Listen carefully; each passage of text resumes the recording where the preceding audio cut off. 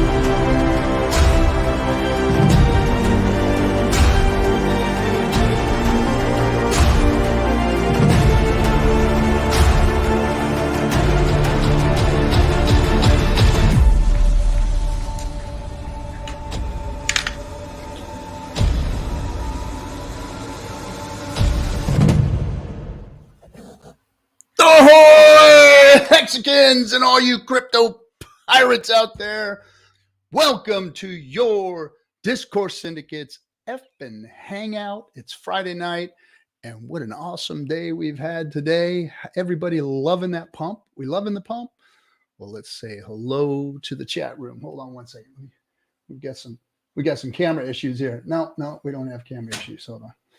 And boom. There we go. That's regular cam. The others are just kind of cool, huh? We got the board cam. We got the from above cam showing you the whole room. And then we've got the shot, the money shot. Pump now dumping. No, it's not dumping. It's just cooling off a little bit. You know what cooling is? It's cooling. That's all. It just gets so hot like that. That was hot, guys. We doubled. Hex doubled. You guys ain't seen shit yet. You haven't even seen what happens when Hex gets its legs underneath it.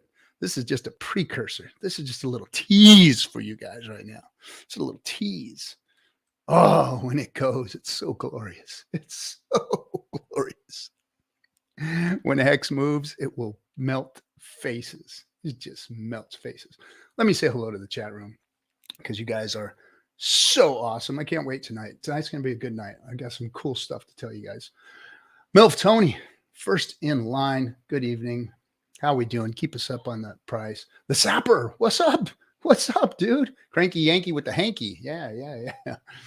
Frosty Dog, surfing my way to launch. Good for you, man. Good for you. It's a little chilly out here. I'm a little bit of a fair weather surfer right now because I got so much other shit I want to do.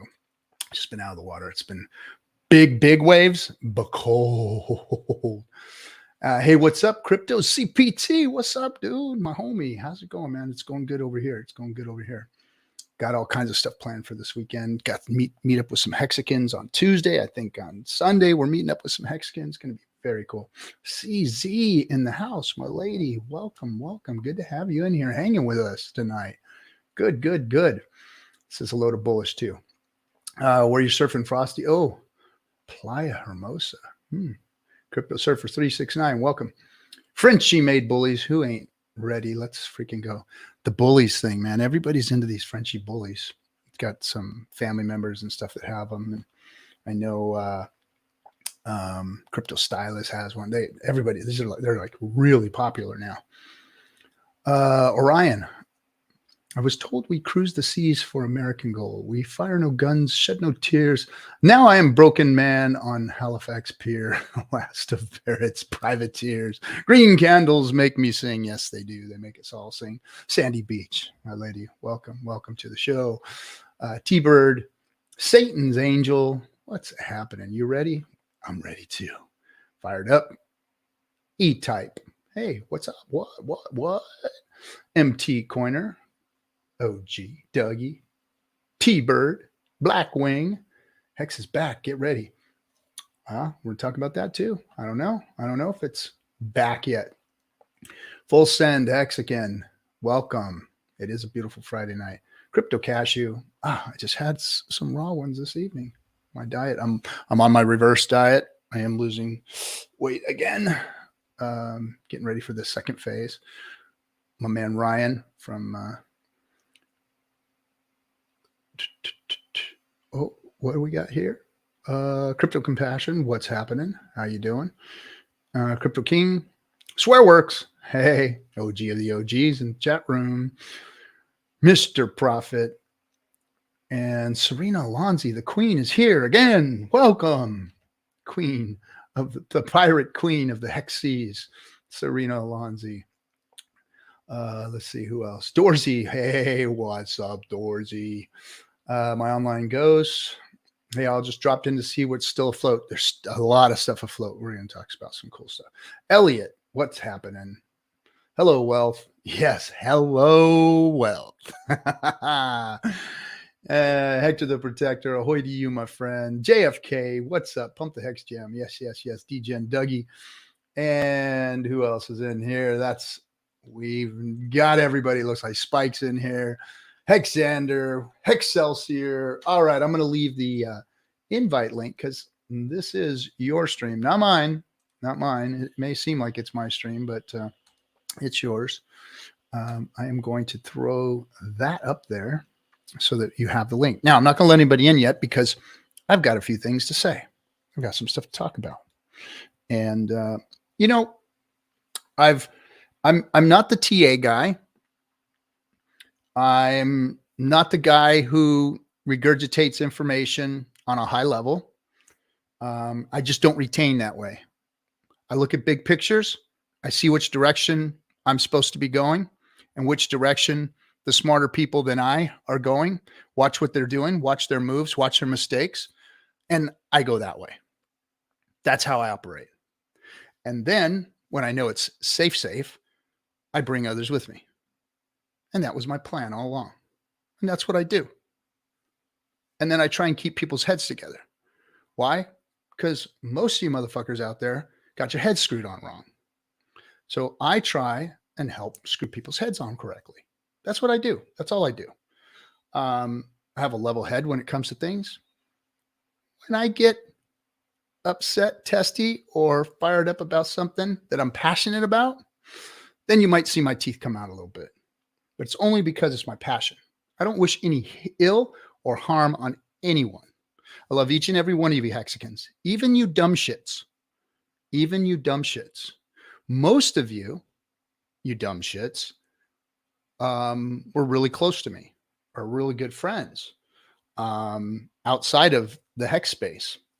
So I don't have anything against you. Now, I do have something against your inaccuracies because you may not be wrong, but you're inaccurate sometimes. Some of you are inaccurate. I haven't been inaccurate. I haven't led anybody to get wrecked in anything. Things that I've done have only been made to help, have only been made to add value, have never taken from the community or from the crypto itself to put money elsewhere in other cryptos. Yeah, that's what I've done. So I'm going to go through some of the things that I've done so that you can understand them a little better. Because I like to remain quiet and just do my thing and not explain myself. I don't think that I should have to explain myself. My integrity, who I am, should stand on its own. But for some reason, I think that maybe some of you need a little bit of understanding on what it is that I've done here and what I've tried to do to help this community, this ecosystem, this project, and Richard Hart himself, because I have been a backer of him from the beginning. Now, some people say that that is kissing his ass or sucking his dick or whatever you guys want to call it. That's not what it's about. I was in crypto since before Bitcoin came out. Let's not say I was in it. Let's just say I was introduced to it. I was exposed to cryptocurrencies in the gaming world. I had a gaming company back in early 2000s. And that gaming company supported a game called Counter-Strike. And people were trying to sell us in-game cryptocurrencies for a platform. So I understood what cryptocurrencies were. Then in my early days in the gaming world, we hung out in a chat room called the IRC chat rooms. And in those chat rooms, people were talking about Bitcoin and how it was coming out and this and that and the other. So we watched it come out and we were like, glorified PayPal bullshit. Who cares about that crap? So blew it off until about 2014 when somebody asked me for some. I got it, got the stupid wallet, went to the exchange, figured it all out, sent them the Bitcoin, said, there, good? Yeah, cool. There was about 35 bucks worth of change in there, something like that. And a few months later, somebody asked me for some, went back in there. Okay, send this guy some Bitcoin too. Well, that $35, it turned into like $800. And I was like, all right, what's going on? Now that was beginning of 2015. And from that point on, I was all about crypto. I was trying to find out what this thing was, what it was all about, how I can get involved. So what I did was I started seeking out mentors, because that's the first thing I do when I do anything is I look for people who are better than me, who know much more than me, who I could learn from. And I could learn from their mistakes and the things they did right and all that good stuff, right? Well, one of the big problems with crypto in those days was that there wasn't very well put together people in it. It was full of freaking charlatans. It was full of people trying to game the system, use it as Ponzi, use it to steal people's money. I know there was a lot of good intentions out there, but for some reason, those well-intentioned people were getting usurped by the fuckbags. And the fuckbags have stuck with us to this day. They're still here. They're still in our system. And I was burned out with the fuckbags. I was burned out. I had it with them. I was literally getting out of crypto. 2018 crash. I was going to get out. I was done. But that night, literally the night that it crashed, there was this guy that I'd seen before with the top hat on, got up and called the top. And I hated him. I was pissed off at him for saying that. And at first I didn't believe him. I was like, oh, this guy's full of shit, you know, won't be watching him anymore. And a couple of days later, us pondering, you know, thinking about going in and emptying my wallet and putting it back into the real world and going and starting a new business or something. And at that point, I realized that the reason I was mad at that dude was because he was right. He said what I didn't want to hear. And intellectually, I knew that I was wrong, that guy knew what he was talking about, that guy, if he tells you that it's all over with and get out of crypto, maybe it might be time to get out of crypto. But if he says something else, then maybe he might be the guy to listen to and follow him what's going on. So I started listening to him, and I just left my wallet alone. And I watched all his old videos. I said, oh, okay, this guy, a little kooky, a little creepy, kind of weirdo guy, but has a great message and he's smart. So I said, okay, I'll watch him. So I did. And then he started talking about putting his own crypto project together. And when he did that, I was like, now we're talking. Now we're talking. Now, the first thing was that fluid dynamics stuff. And I was like, you know, that's a little over my head. You know, I didn't really understand the whole thing. And I was like, okay, it's all right. I'll listen to what he's got to say. And then he started talking about Bitcoin Hex, turning it into Hex and what that was going to mean. And then I started getting excited about it. And so when he launched, I was there right away. I missed it by a couple of weeks. I was in the middle of some heartache and some strife in my real day-to-day life. So I waited until I was together, and then, oh shit, I forgot about the Hex thing. And I went in there, and it had already, you know, did its first day pump, and then came back down. So I was like, great. So I took my chips and all in on Hex, you know, that first few weeks. We know that was really good times to get in. So it was great. Then I went and emptied all my exchange accounts. Because Richard said, get that stuff off exchanges. You should have self-custody. I'm like, yeah, what am I doing? Stuff's been sitting for years on those exchanges, right? So I pulled them all off. One of them, I literally had to do the hostage negotiation shit to get my crypto back. And I won't even mention the name of that big exchange, but they had me send pictures like 2-3 times and hold up the piece of paper. You know, I felt like a guy in an orange jumpsuit with a knife to his neck, man. It was bad shit. And then finally, after I begged him and pleaded, look at that, 4 cents again. Look at us up at 4.040. Ooh, nice. Thanks, Mel. So I got my crypto out of that place, all ended in Hex, and sold all of my Bitcoin, put that all into Hex, and then the rest was history. So in one of the things, I'm not a biblical guy, but I like a lot of the sayings out there, whether it's, you know, Hindu, Buddhist,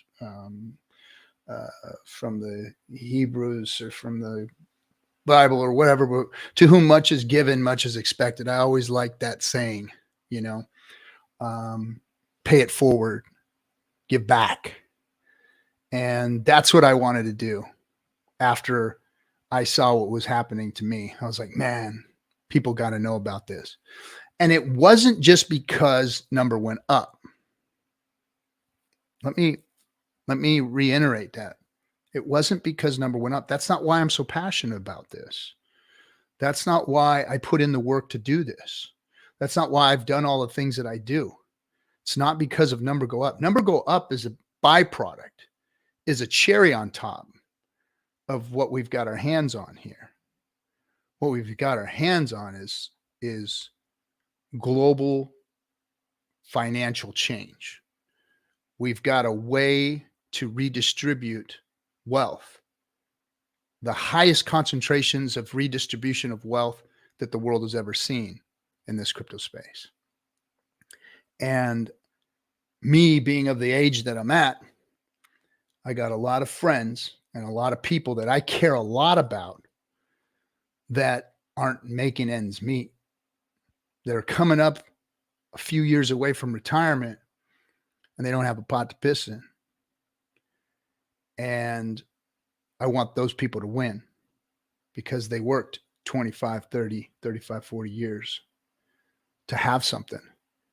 And this system that runs this country is not acting in those people's favor anymore. And it hasn't acted that way in a long time.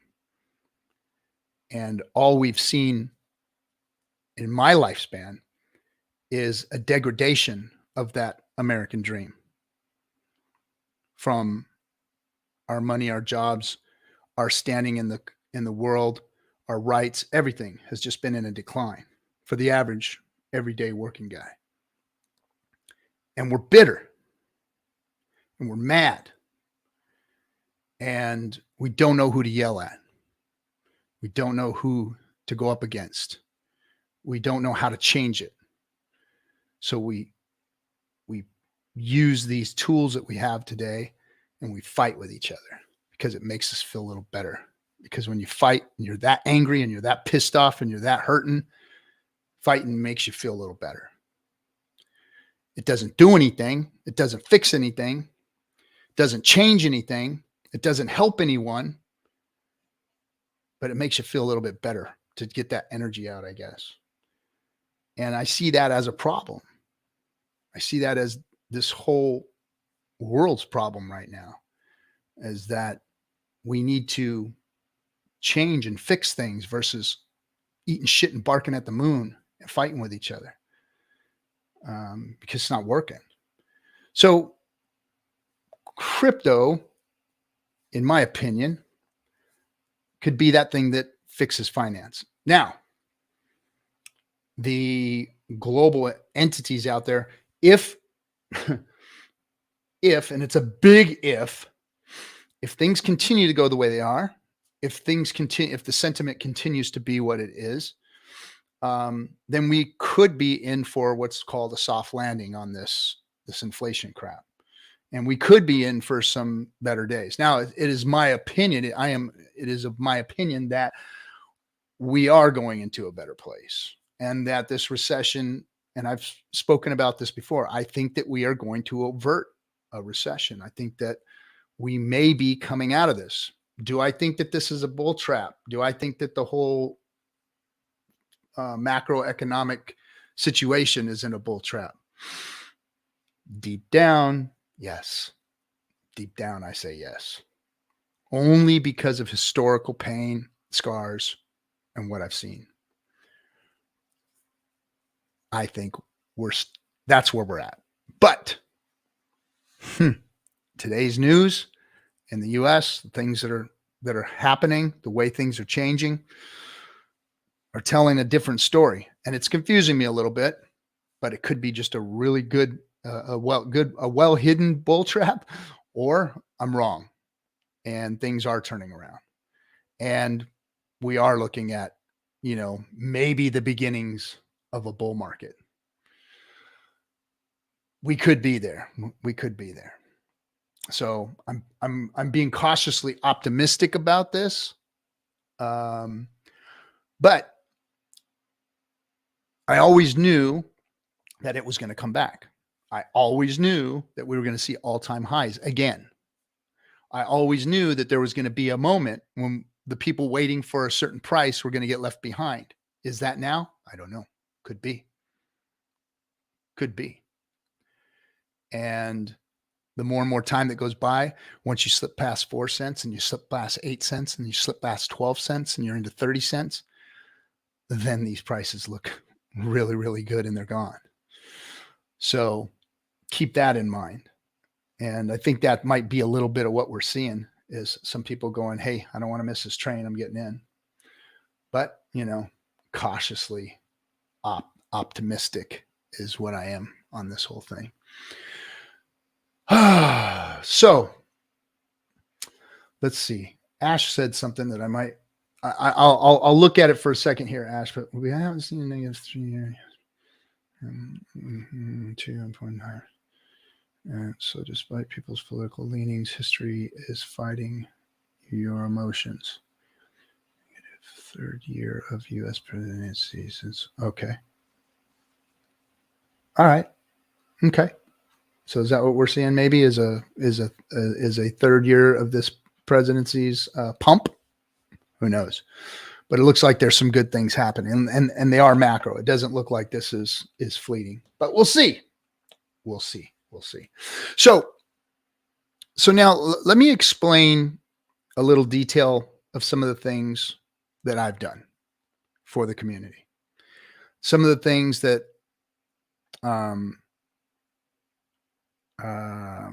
have perplexed me. Some of the things that have surprised me with the community and what we've got going on here. So we were one of the first streams. There was Serena, there was Hexo, there was a guy named Ryan, there was Coffee, and myself. There may have been another streamer or two out there. But we all started streaming around the same time right after launch, and as things grew, as people started to gather in our camp, as we got more people in Discourse Syndicate with the Hexicans here, we thought that there were other things that we can do. And so we started to look for other opportunities. We started to, entertain other opportunities. A lot of people were calling us. A lot of people were DMing us and asking us to do this and asking us to do that. And a lot of people were just asking for money. And they wanted us to invest in this and invest in that.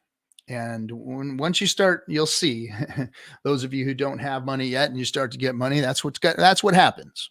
People come to you and they know you have money and they want it from you. And they try and sell you everything under the sun. They try and tell you everything's going to be this and that and the other. So the first thing that came to us, first we started with our own, we wanted to create some merch. So we wanted to make t-shirts and whatnot. And so we started putting our Discourse Syndicates t-shirts again. And we all know the story about the t-shirts and the canal and the ships getting stuck there and us taking forever to get our shirts. So that was the first kind of thing that we put our money in. And then the Highest of Stakes crew came to us, and they said, "Hey, we understand you guys are, like kind of founding members of the community. We want to make a documentary. Are you guys interested in getting involved?" And so we did. Oh shoot, let me turn this off. I'm sorry, guys. My consulting phone. Burnt. Anyway. So we said, by all means, we'd love to. And then so we entered the movie industry with the Highest of Stakes crew. And then my position changed from producer to actually being in the film. So I kind of took a back seat to producing, and I was moved into a position where I was filming and shooting for the crew. And I did this all over the world. And we filmed in London, we filmed in back east, we filmed, out here in on the West Coast. We filmed all over. And so that was my time I gave to that. And we did, meetups and we filmed at meetups. And that's what we did. We gave to that project. And a lot of Hexicans did too. Like a lot of Hexicans gave to that project. And a lot of them got to go and meet Richard in London because they did so. And we appreciated everyone. I leave the producing to Bullish Ox and I. Boom. Yeah. I'll leave the producing to you guys. I'm just going to sit here and talk, spew out the side of my neck. Right. So that was project one.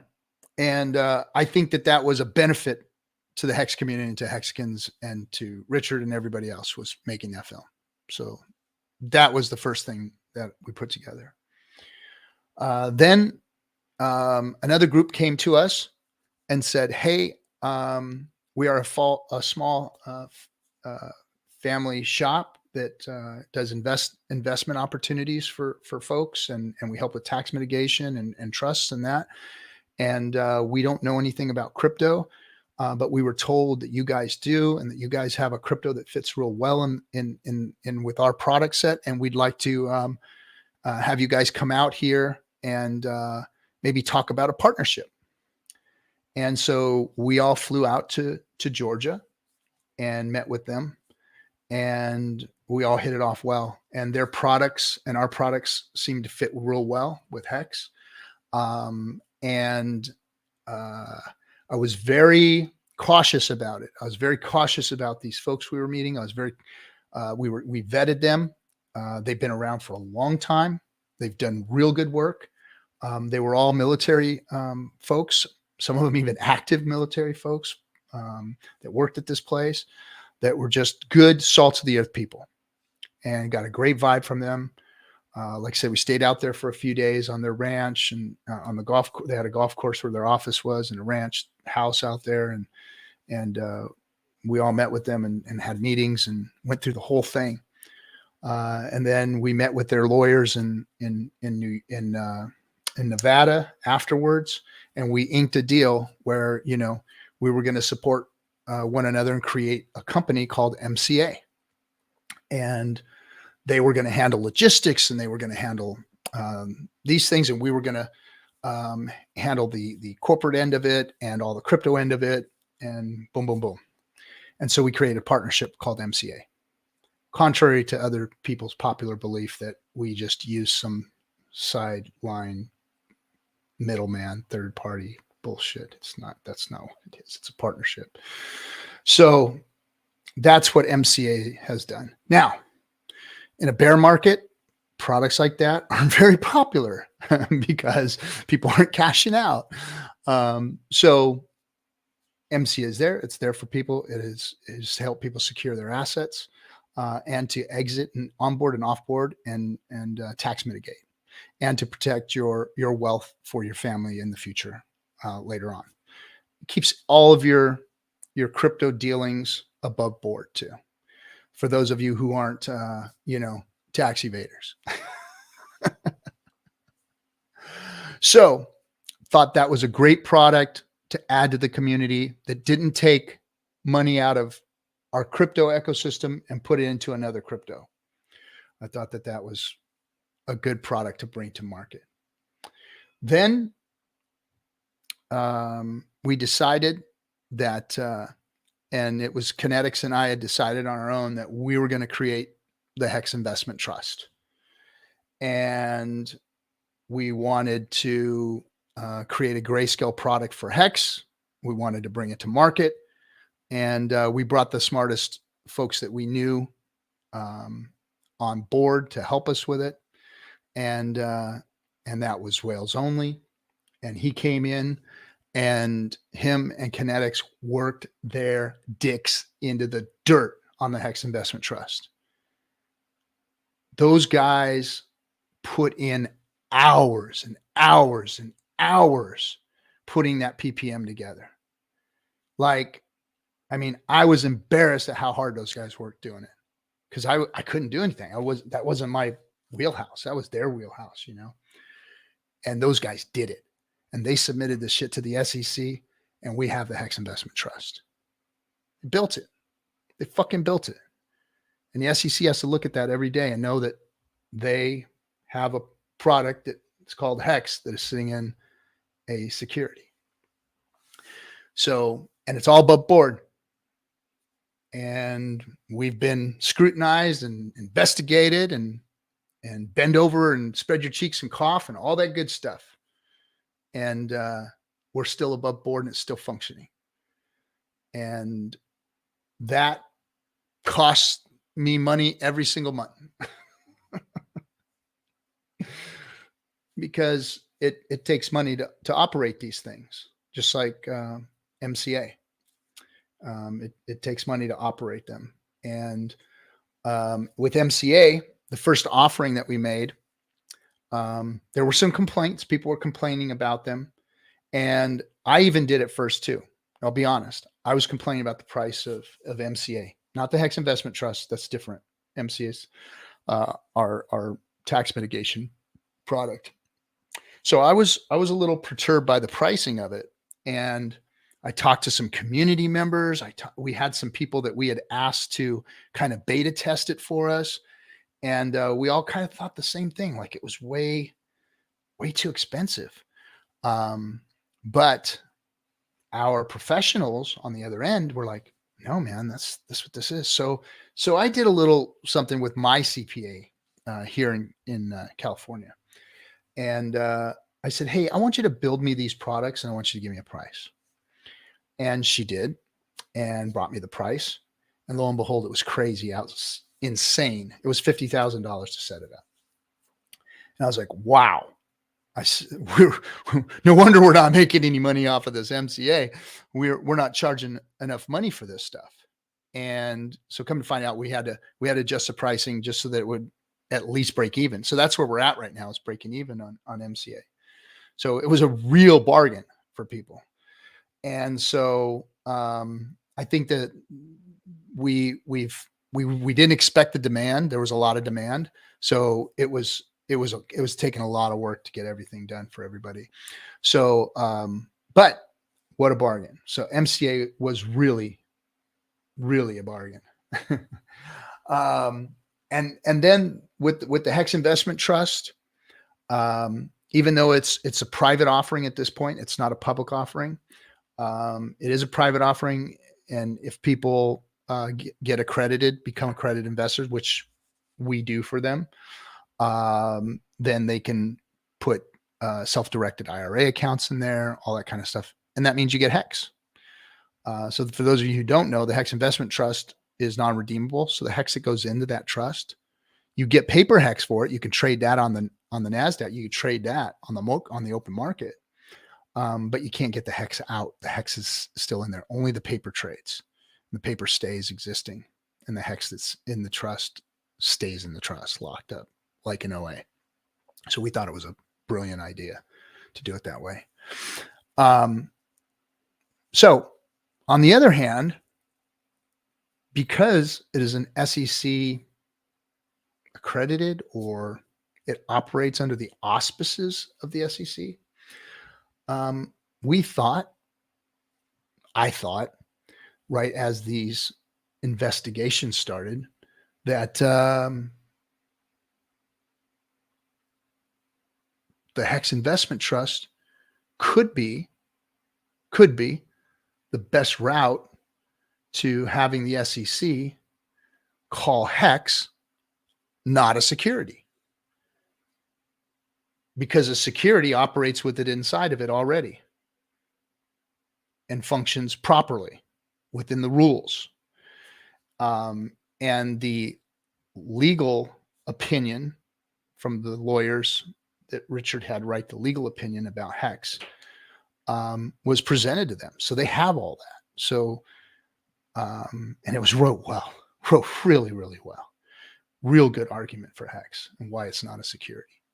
So my assumptions were that if we really were to get together and do something for the community, and I'm not putting any of these things down, but what I'm saying is we gathered money for NASCARs and what were those things where the celebrities were out there giving shout outs to Richard and Hex and all that stuff. Somebody even paid for the Island Boys, for God's sake, to say something about Hex. So instead of all that crap, I figured, hey, let's go to the community and let's get them to donate to a legal fund that will help to go up against the SEC and have them make a declaratory statement that Hex is not a security. How about we do that? That would be a good thing for the community to come together and rally against, right? Well, get in here, children of the grave.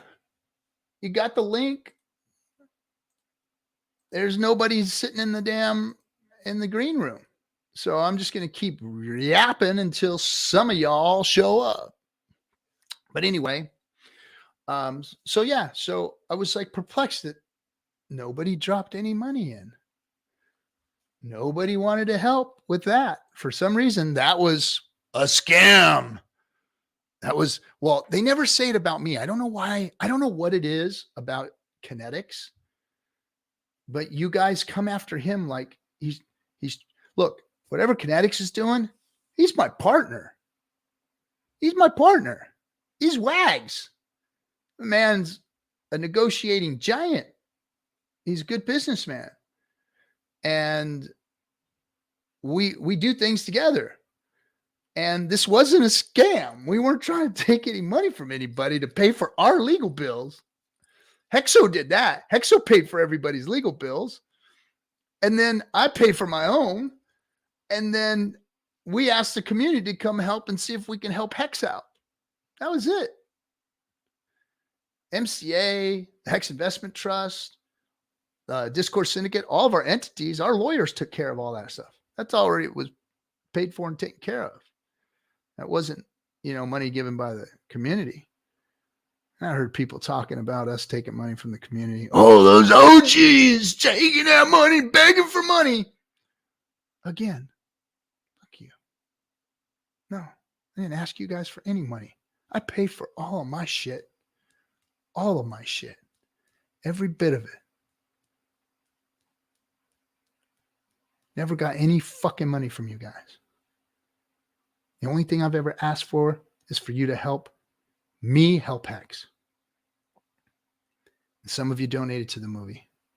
And then everything else has just been, falling flat. I asked another time. We have literally a treasurer of Nevada that wants to help us build a bank. I said, hey guys, help us get this guy reelected. This guy is friendly to crypto. Whether you believe in his politics or his side of politics or whatever, shouldn't matter. This guy is full bore, 100% advocate for crypto, wants Nevada to be the most crypto-friendly state, wants to build a bank. I asked the community to come and join and donate to his campaign. And you guys told me to fuck off. Nobody gave a dime. Not a dime. I did. I donated to his campaign a significant amount of money. And guess what? He fucking won. Now I have a friend who's a treasurer in Nevada who thanks me profusely for supporting him and helping him. And what can he do for us? Is there anything that we can work on together?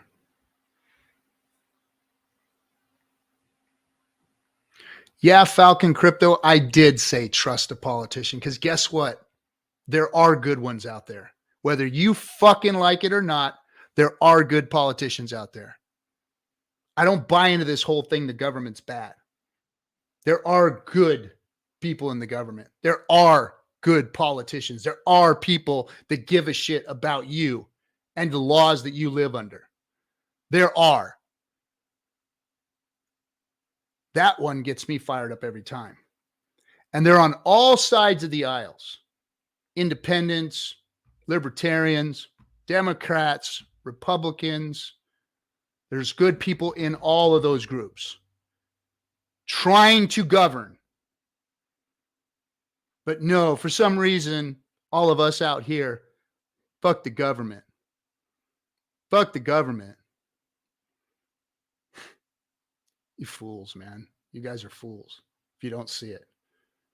You're just going to bang your head up against that fucking wall and preach anti-government bullshit your whole fucking life, and nothing's ever going to change. And they're going to keep stealing your shit out from under your fucking nose. They're going to keep doing it to you. And all the while, you guys are going to be eating shit and barking at the moon. Eating shit and barking at the moon. And wondering what the fuck happened to your life. What happened to your country? Because you didn't do nothing but sit there and bitch and moan and complain. Versus getting off your ass and doing something. Or supporting people who could do something for you. Who want to do something for you. Sit down with them. Talk to them. Human beings are a lot different when you sit in front of them and you have a conversation with them. Because when it comes down to it, and I just talked on Monday with my guest about this very thing. 90% of the things that we all want, we all agree upon. 90%. It's 10% of the bullshit that we fight over. And we keep focused on that 10% versus the 90% of the stuff that we all want. And in the meantime, the 1% of people that are controlling our narrative with their money are eating our lunch, are taking our rights, are holding us down, are making us poor, are making us work harder. Our production value, our production numbers as human beings in the last 20 years has gone through the roof. But our wages and our style of living has gone down. And why? Because of all you fucking people out there, fuck the government. Don't trust any of them. That's the stupidest fucking narrative I've ever heard. You live in this country. You're part of it. And you're going to sit there and rail against it, but do nothing. Do nothing. What have you done? What have you done to try and fix it? What have you done to say something to people about fixing it? Ask yourself that question. What are you doing on a regular basis to fix shit? I see a lot of fucking complaining, and I don't see people doing stuff. Just like in the Hex community. See a lot of motherfuckers complaining, but I don't see people out there doing the work. I don't see people out there putting in the sweat equity. I don't see people staying loyal, sticking around.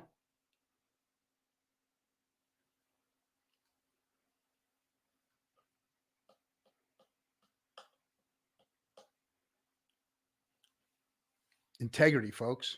Do you have it? Do you really have it? What do you do when the lights are off? What do you do when the doors close and nobody sees you? Are you still the same person? You different. You different on your Twitter than you are in person? You different on screen, on streams than you are in person? Integrity.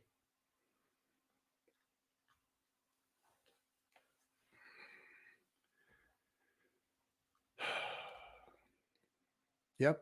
I love that one too. Optimal timeline. Stand for something or you fall for anything. And it's not just stand. You could stand there with your dick in your hand all day and do nothing. It's not just stand for something. You can be proud and stand for something all you want, but if you ain't doing nothing, you're in the way.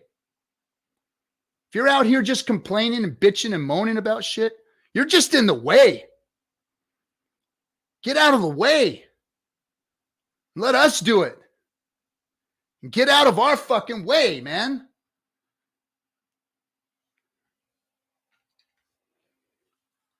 All right. We have got, oh my gosh. Is that who I think it is? Blaze is back. Hi, Blaze, my lady. How are you? Everybody knows I have a soft spot for Blaze. Good to see you. Good to see you. All right. All right, guys. Well, we got a whole bunch of people in the room now, so I'm going to bring them all up. Mr. K, welcome. Welcome. Good to have you. Nice to see you.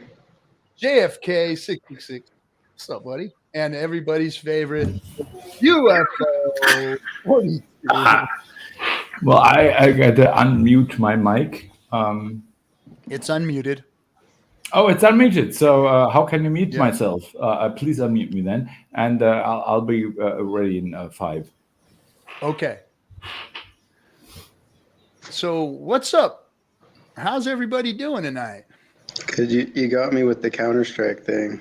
That's what made me want to. Oh.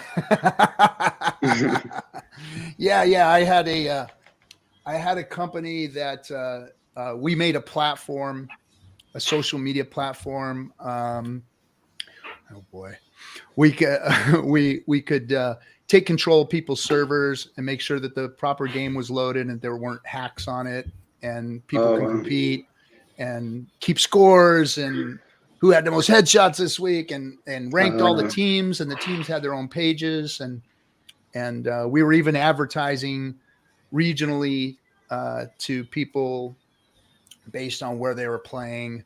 We could put advertisements. So one kid in California would see an ad for, his skateboard shop in his neighborhood, and the kid in Texas who was playing would see an ad on a wall, and he was playing that kind of stuff. So we were doing all kinds of stuff. And then of course the .com bubble and games and everything took a shit at that time. So we kind of lost everything, but that's what we were doing. We were supporting. I was super into that game. I played in the beta, and I played like competitively, and I had my own servers, or like a few of them. And were you in the Cal League? Yeah, we won Cal Open. We went to Maine. Then we tied Cal M or something, and went to Cal P. Then I started just ringing, and then they kept going to Cal I, and then we also won CIVO Amateur. Oh, nice. But I graduated around that time, high school. So then, I just got distracted with everything. But everyone, a lot of the people I was playing with still play. Yeah. I haven't picked up. I haven't played in a long time. But yeah, that was how all that happened. I was in that world. Yeah. And you remember the old IIRC chat rooms, right? Yeah, that's how we would find scrims. There was no ESCA or matchmaking like there is now. Yeah, well, that's what we were trying to fix too. We were going to bring scrims and comms and all that stuff into the game. So that's actually the first time I heard of Bitcoin, I think, was when the ESCA client was mining Bitcoin in the background, and that was a huge scandal. And I was like, what the fuck's Bitcoin? Yeah, and that's what everybody was starting to use their servers for and stuff. And We're like, what the heck is going on here? But yeah, it was interesting days back then. I wish I would have paid a little more attention early on, but I still picked it up pretty good timing. So, but yeah, that was my entry. The only reason why I got into Bitcoin was because I was in the gaming world, and it's kind of how I got caught up in it. Well, cool. Yeah, but what could we add to your story? Like you've basically just said it all today. Everything about community, everything about the Hex system, Richard Hart community, the whatever you want to call it, the way to get to it, to stay with it, to promote it, to be one of the people who are putting their face out. Believe it or not, like Hex pumps 2x, and all the channels are full. Yeah, so I've been into one of the Twitter channels today with like 500 people, and lots of people that have been on here and are well known in the community are well, we're just discussing different stuff, and but basically this is what community is. It builds on trust. Then other people are afraid of gatekeeping, leaving all the other ones out, and who knows. I heard a new word today, which was engagement farming. Like other people coming in, trying to steal the way how Richard built up the whole thing. I have different opinions on that than some people, because I think like if you have a crossroad and you open one supermarket, if the next supermarket opens up just right next around the corner, both supermarkets will earn more. So there have been scientific studies about this stuff forever, and so many people are scared. Of course, they're scared because they're not educated. So educate yourself. Come onto these channels. Listen to the new people or OGs or whatever, like you think the most gullible people are. Because somehow the Hex community has found a way to create a bubble of people who really protect not only what has been created, not only themselves, but also try, as you said before, IG, the new stuff, which is super hard to create. And like you're on like a couple of times a week. I'm on maybe a couple of weeks a month or something. So, well, just creds to you and everything. And let's see how this conversation on Friday Night Hangout is going to commence. Right on. Well, thank you. Yeah, I think that people, the bear market has definitely enhanced who people are and shown people's true colors and how they'll act and what they'll do when the chips are down. That is always a easy reminder of who somebody's character is when things are hard, things get rough. What do they do? How do they act? So pay attention to that right now, because you're getting a free screening of what people really are like in challenging situations. So I've always wanted to make sure that we never changed who we are. We did what we said we were going to do. We said we did, and we did what we said, and that whole thing. So not changing our stripes here. We're going to keep doing what we do and keep supporting the community. And now there's a lot of infighting about other projects. And I've always given props because I love each and every Hexican, period, end of story. Even the ones I've blocked and kicked out of my life and all that stuff. Appreciate all of you. And the projects that you're building. Now, they're all sus. They're all suspect to me right now. There isn't a one of them out there that I can endorse. There's a couple out there that are doing really well, that look like they're going to fit into the Pulse ecosystem well, look like they're going to actually bring something to the ecosystem. So I'm cautiously optimistic about those. However, I'm not shilling them here. I'm not talking about them here. I'm not taking Hex value out of the system and putting it somewhere else or promoting for it to go somewhere else. And that's why people, oh, he's got his nose up Richard Hart's ass. Well, no, I don't. I'm protecting what is ours. I'm protecting the newcomers. I'm protecting those who have invested highly in this and who put sweat equity into this. I'm protecting that. Again, props out to all of you Hexicans doing the work. But I'm not shilling your shit. Period. End of story. I only know one person in crypto that I really trust with their information, and that's Richard Hart. Why? Because he showed me his true colors. Because he showed me who he was. Because when I met him, I looked him in the eye and I saw that this guy was really who he said he was and was really doing what he said he was going to do. And that's why I trust Richard.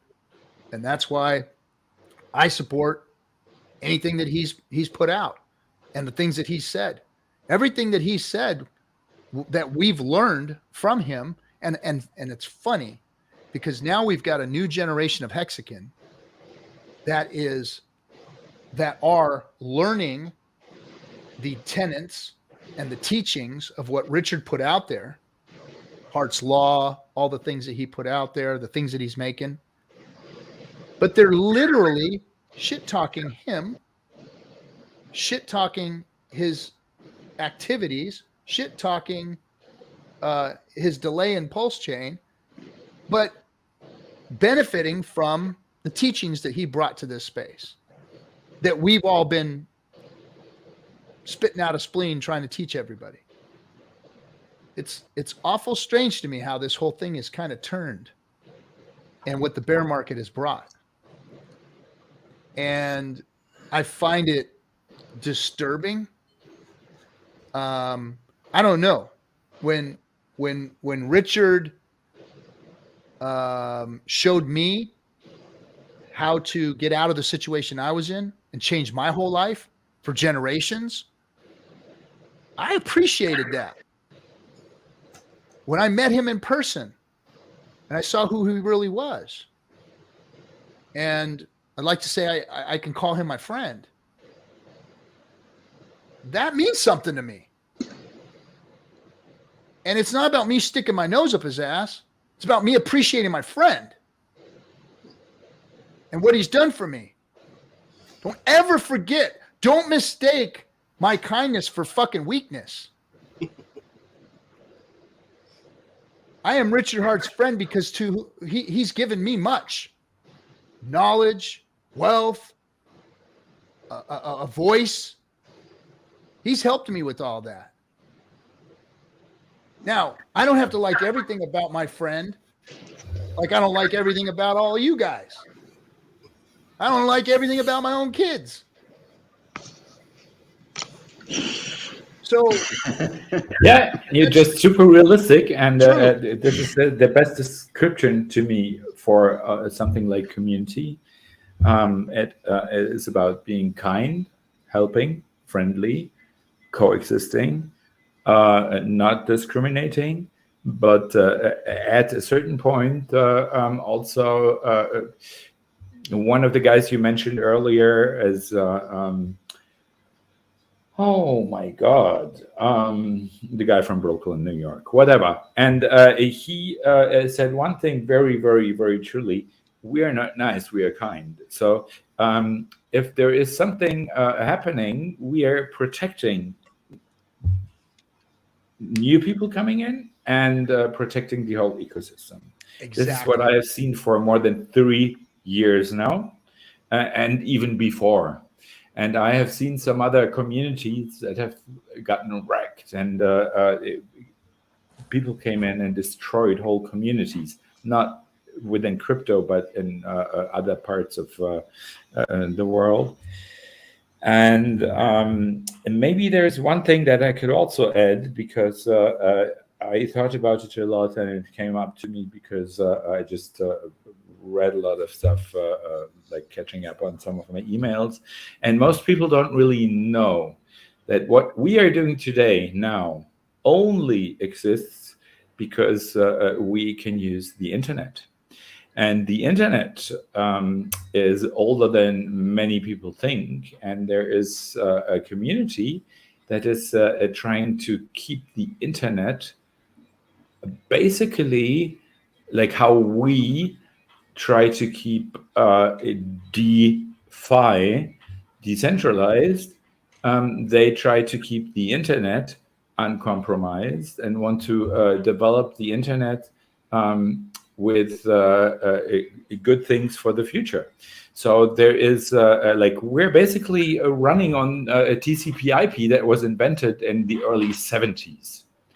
And the Internet Engineering Task Force, the IETF, and the guy who invented the internet, well, there were like a couple of guys, but like maybe the most scientific guy was Windsurf, not Windsurf, but Windsurf. And he's still a vivid member of the community of the people who still are working for all of us, keeping the internet alive, which nobody really knows.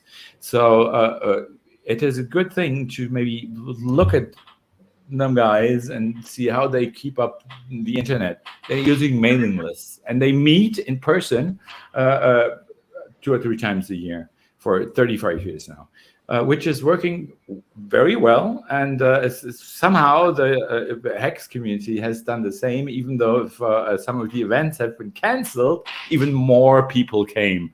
So like, where the hell are we in? This is the future. And I have never seen anything like this before. And most of the people who were in here early did not just find the needle in the haystack, or as some other people say, the diamond in the dough. We found it because we were educating ourselves on the whole subject before. So this is what I could recommend to everybody who's new. And well, take part, come up, jump in, start being a public figure, because this is also something.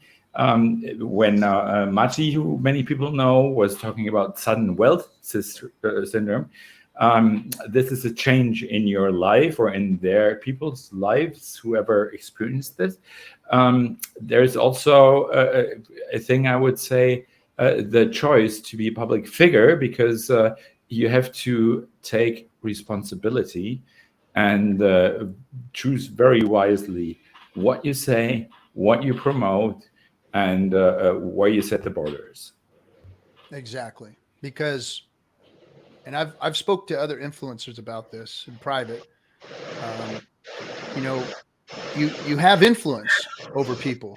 People listen to you. People care about what you say. They hang on the words you say. They go to the places that you tell them to research. They look into the things that you say to validate and verify them. And then they make decisions based on that. And sometimes these are life-changing or life decisions, you know? And I've always told everybody that this is crypto. And Richard is 100% right. I've been through it a few times myself. We get 80 to 90% dips in this thing. And if you can't stomach that, if you have to leverage yourself to get into a position where you can get knocked down 80 to 90%, and this is not for you, or you need to be very careful and mitigate your situation to where you're only putting in this thing what you can afford to lose. And I think a lot of people, that some of their problem right now might be that they over leveraged on these sacrifice phases. And I think that a lot of people didn't warn enough about how long this could take or what could possibly happen, or the fact that it was a sacrifice. It really was a sacrifice. So anybody complaining right now really doesn't have anything to complain about, because you did it in expectation of nothing. So, but with what you said, it's my obligation, and I think a lot of the influencers' obligations, and like I said, I've had these conversations with them, that we need to be very careful about our speech. We need to be very careful about gaslighting and FOMO and all this other stuff of what we say, especially because there's new people around. We need to educate the new people and keep them safe and let them know what's safe. And I'm sorry, but all these other shiny objects out there are not safe to me. They're not safe for new people. For me, oh yeah, I can go out there and look and play and mitigate myself into the right positions on these things. And if I lose them all, no big deal. I've done it a few times. Some of the early ones that scammed us out, I've done it. But it didn't hurt me. It was an experiment. It was, but I can't tell that to the new people. I can't tell new people to go out and experiment with their savings, their life savings, or whatever it is that they're doing, because I don't know what some of these people's mentality is. I don't know if they understand that this isn't something to play with, that you can get hurt really bad in the crypto space. And there's a lot of people that have been, and I know a lot of people that have left the space. They've done that. I mean, shit, one of our community members, well, I won't even say it, but we have to be responsible for the things we say, especially for the new folks. We've got some Hexicans in the back here I got to bring up now. Oh my gosh, look who's coming to join us. What's up, Black Hexican? How you doing? And the producer himself, the king, he's here with us too, all the way from Japan. Bang, What's bang. happening, guys? Hey, What's up? Can you hear me? Just saying that Nice somebody's glasses. speaker What's was it? really bad. Yeah, Maybe mute your mic. yeah. Just mute out if you're not talking. There we go. So what's happening? Hey, man, I just saw you guys on. I was like, oh, maybe I'll come and hop on, talk about this cruise real quick. You know me. There we go. Let's talk about the cruise. Let's do it. You say you were talking about people not doing stuff, right? And so that's not me. I'm always doing stuff. So if you That wanna is talk not about- you. you want to talk about some people doing some stuff, we can do that. So for those of you who don't know, Black Hexican here, she helps put together all the big events. I mean, she followed the Crypto Spa Book guys around the country. She's put together just about an event at just about every big Hex meetup that we've had. And just recently, she's put together this whole, what is going on? Let's see, Yeah, where's it somebody's mic is wrecked. It's coming from Mr. K. Yep, there it is. When you just unmute yourself when you talk, bro. So what she did is she put together a cruise.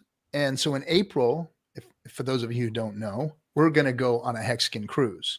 And it's not just going to be, yeah, we're going to have fun. We're going to do it Hexican style. That's for sure. We're going to have fun. We're going to party. We're going to go to the nightclubs. We're going to go to the casinos. We're going to be at the pool. We're going to have a blast. But we're also going to have some breakouts, right? We're going to break out and have some sessions where we're going to do some teaching, some learning, all that kind of stuff. So we're going to have some good stuff on this trip. It's going to be cool. Yeah, and we got some good leaders, some good educated Hexicans like you, Cabana, Coffee. Who else is going to be on that boat? Hex Lion, of course, KSB Lion, Avid, Jory. I mean, CZ. We have quite the lineup of Hexicans, and at first we weren't going to do an educational thing because we had started just enjoying each other's company, doing social things. Crypto King, he came and hung out with us in San Diego. You came to San Diego. We just had a great time being Hexicans. So at first we weren't going to add this educational component, but we got a lot of requests from some of the new people, some of the new crypto investors, new Hexicans that are coming on the boat. They were like, hey, is there going to be any opportunity for learning? And I mean, how can you say no to that? Like, that's what we're here for. We're here to grow adoption. And I wouldn't be surprised if we pulled in more people from the ship, that were just like, who are these people? What are they talking about? And now they'll have that opportunity to just come and learn from us. There we go. Yeah. I mean, if you haven't ever been on a cruise, you're on a boat all day, all night. So like you end up with time, like either you're gonna go get yourself in trouble and end up in your bed because you got in too much trouble all day, or you're gonna be able to do some cool stuff. So these breakout sessions will be good. It'll only be a couple hours probably here and there, right? I mean, an hour here, hour there.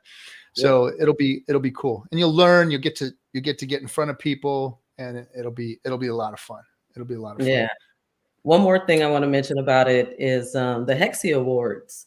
My team, we decided to do what we're calling the Hexi Awards because of people like URG, like people who are unwavering. They have just always been in the community, creating content, adding value, and we need to show you guys appreciation. We need to acknowledge you and all the different things that you do for the community. So we created this thing called the Hexi Awards. You can go to ksb.tv. There's a link to vote. I'll probably get in the chat and just post the link in the chat. But go and vote and show, your opinion on who you think is contributing to the community so that we as KSB can then turn around and say thank you and try to do something special for those guys. So these are important to me, and these were given to me by Maddie Allen. I got the 2022 Hex Award. Discourse Syndicate got a Hex Award for streaming excellence. And then I guess I got an honorable mention. The Captain RG3 got the Hex Award. So these were passed out at Maddie's event. I'm proud of these, and I appreciated the appreciation. Yep. So yes, very cool. Very cool.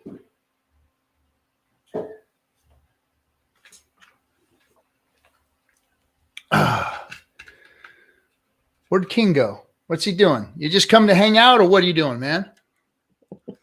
I know you got something to shill. He's just bang bang. Yeah, sorry, I was just on a phone call real quick, but it's great to be back on stream again. I miss everybody. I had a great time out there in San Diego with the KSB team, Kaylin, and I met all the OGs and everybody that attended that event. That was awesome. RG3 was there, of course. Of course, I do want to shout out. Hey, I'm surprised Kaylin didn't mention her book, the ABC crypto book that they put out. Definitely get a copy of that, and it's something easy to teach people that are new to crypto. Yeah, there it is. That's awesome. But I'm trying to go after. I hope we got the guest set up for Monday. But that's gonna really knock your socks off if Bullish and I can make that happen. So we're working on that. But I'm also going after Greg Manarino. He just recently went back on Twitter. And I've been following him for more than 10 years. I know everything about him. He's awesome. All of his information he puts out is for free. So if you go to his website or visit his YouTube channel, the guy is just fantastic, and he definitely is into crypto, and he's just not into Hex yet. So if we could get him and bring him on, he has a huge followership on YouTube, and if we could get him, that would be awesome. That interview with the Money GPS that the captain did a couple weeks ago, that was awesome. He does want to interview Richard Hart as well, so he is also another huge influencer on YouTube that, you know, he knows everything about finance, and he's on board with crypto, and I think he liked the message of Hex, and he definitely is going to like what he hears if he does get a chance to talk to Richard. But yeah, I'm constantly working on trying to get, you know, either Richard interviews or bring stuff to Captain or to Kinetics to interview these powerful guests that, you know, I'm very capable of bringing, and I can't do it without the help of the community as well. So I appreciate everything you guys do.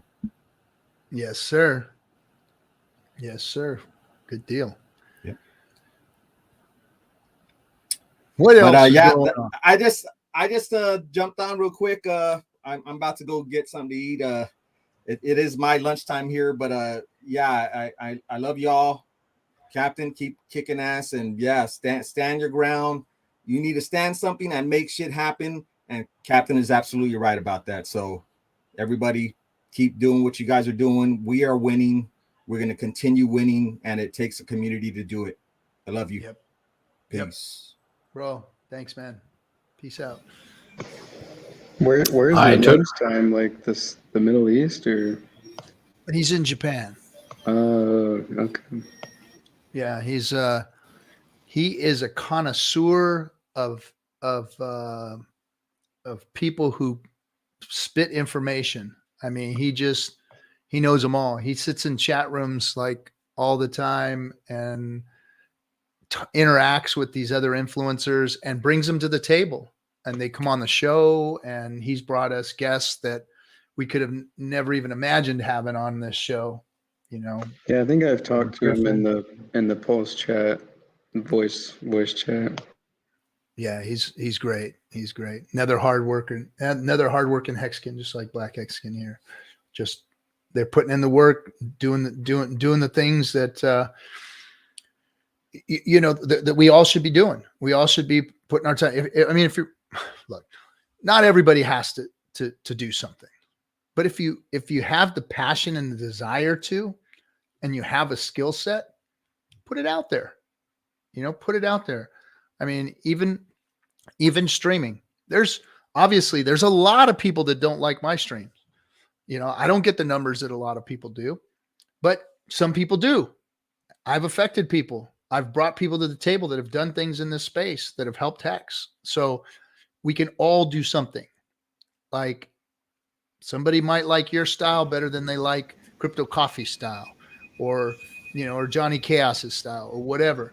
And, you know, so get out there. If you've got a gift for gab, if you don't mind getting in front of a camera, you don't mind exposing yourself, go do it.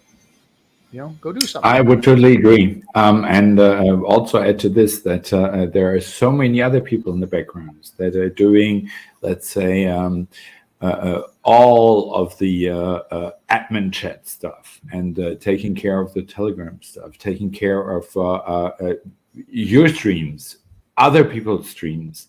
You know, I don't know if everyone knows this, but if you look into the different streaming platforms, and maybe YouTube is one of the most watched ones, some people have this little, you know, they're the admins, and they can do stuff which is very important, because there were streams that have been attacked, and then you need all these people in the background, and they maybe want to stay in the background, but are not even really ever mentioned.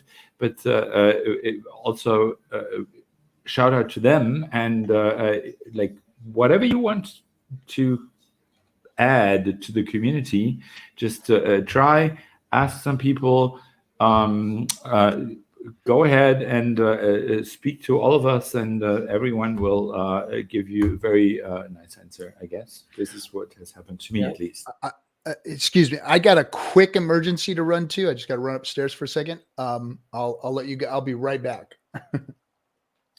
So I guess I was gonna kind of comment. Don't let dead air. Go ahead and talk.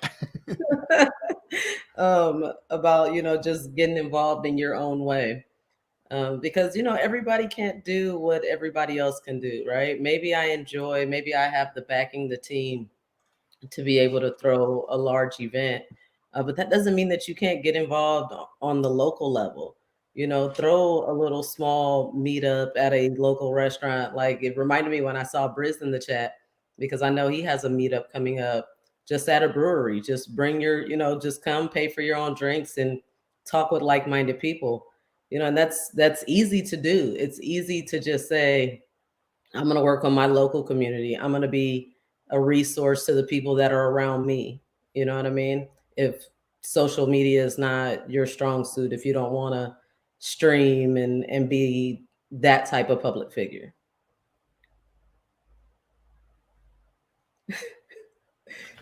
Yeah, I totally agree. And I have made the experience that some people are even, working on projects that will enhance the ecosystem.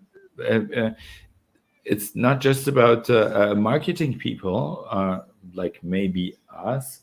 I don't know if we could call ourselves marketing people. Maybe that has a kind of a shady thing, but to get devs into the ecosystem that do great products that are just enhancing everything that is connected to Hex and future coming out Pulse and PulseX. This is awesome, but did you book a flight within the last 2 years? Did anything go wrong? Yes, it did. So there are no devs. So how to get devs into a community like us? It's just, word to mouth or whatever you call it. We can just be nice people and tell everyone what your skills are. Anything is needed. Mm-hmm. JFK, I don't think I've heard your voice one time in this stream. No, I've been patiently waiting. Not trying to take over RG's show, but how are you doing? Very well, thank you. Very well. I was enjoying the captain's angry rants. And it's great because there's no filter when it happens. He just speaks from the heart. And I find that really refreshing, as well as, an angry captain is an entertaining captain. For sure. Yeah. But he's not quick to anger, don't get me wrong. But I actually popped on and, because of the captain's rant, particularly the end of it about getting involved with political processes. And his complaint that people who just complain that all politicians are the same and blah, blah, blah. Now, I wanted to share a little bit of my experience to back that story up. Back last century sometime, I was actually a president of a student organisation. Got elected to that position, and it was up in Cairns, which is a beautiful rainforest, and the campus is next to the only campus at that stage in the Southern Hemisphere that had 3 tracts of World Heritage listed rainforest backing up onto it. And I started my term on January 1st, and I think by about January 6th, the news came out that the state government was going to develop the land next to it and sell it off and put some houses in. And of course, there's no students there till about March. And so there's no students on campus. And I'm there as the student representative who had to stop this from happening, because as soon as you put people on their houses, you've got cats and dogs and everything else, and the environment gets degraded. which was one of the big points about this university campus. And so a lowly student organisation, to cut a long story short, which I was lucky to be the representative of, took on the state government, and we, over several months and in media and within university administrations and so forth, we won. We beat the state government. Now, it's not a big thing, and I've got other stories, but by being involved and taking the slings and arrows that go with politics, you can make a difference. And and Captain's right, it's pure idiocy, and it's more than idiocy. I've got to correct you, Captain, but these people who just want to whinge and complain about government and say that all politicians are the same, and it's an easy cop out because they just go, oh, I'm above that. Well, bullshit, you are. You're under it. You're always under it. Yeah, three people in a room, you have politics. It's fucking inescapable. It's part of the animal. To say that institutional politics, if you don't like something, you think getting on fucking social media and indulging in groupthink and finding as many people as you can to agree is going to make a difference. I've got a political reality for you. Everyone was holding up Melbourne in Victoria as the most locked down city in the world. And all of the fucking group thinkers and the people who are against those controls, I'm not commenting on the controls, I'm talking about the politics, the nuts and bolts of it, were screaming blue murder and calling the premier, who was name is Dan Andrews, Dictator Dan and all this sort of stuff. And the state election came up. And guess what happened? Dan's still there, ain't he? He romped it in. Now that's the political reality. It may not be what you like, and then they go to degrading the fucking institution. Go, oh, it was rigged. We didn't get the result. It's fucking rigged. Agree with me, everyone. Then I'll be right. You know, you're fucking wrong. You're fucking wrong. You're on the losing side on that political argument. Doesn't mean your argument was incorrect. Yes. If you want to actually do something about it, get involved in the process. Now, I'm not saying that it's all fucking nice and roses. No. You do, but if you've got in a party or that you don't like something, you've got to argue against it. And it is your democratic right to hold a view that is not part of that party. Yeah. So let me just. Yeah, yes. Go on, please. I want you to get. I just want to reiterate that the people that are railing aren't necessarily wrong. You're not. You're wrong to just sit there and complain and bitch and then call everybody all politicians suck, the system is rigged. But that's where you're wrong. Yeah.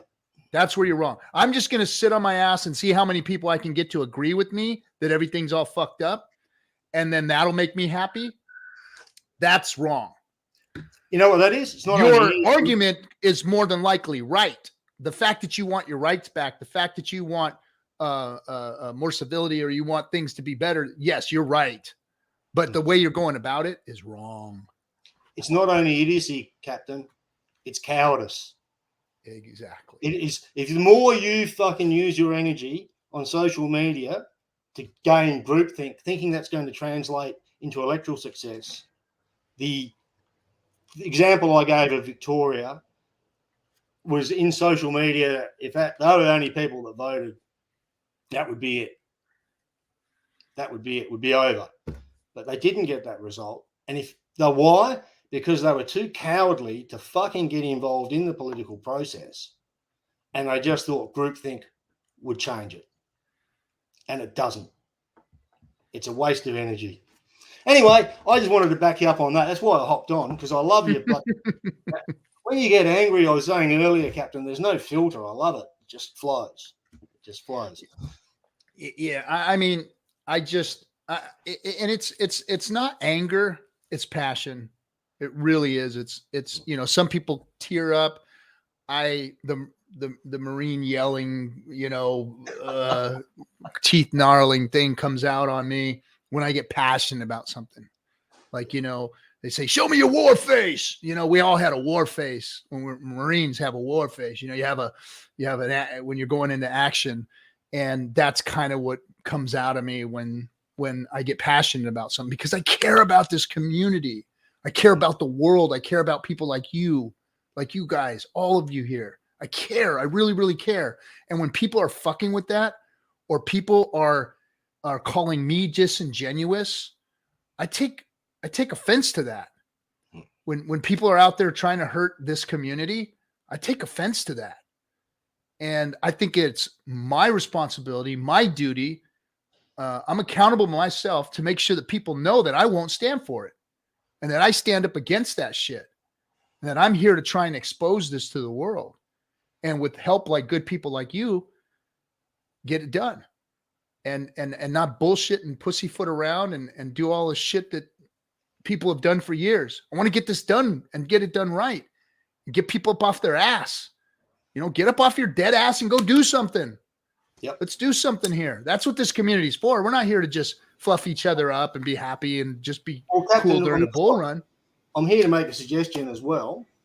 You made a mention about financially sponsoring a political candidate who you were the only one who contributed.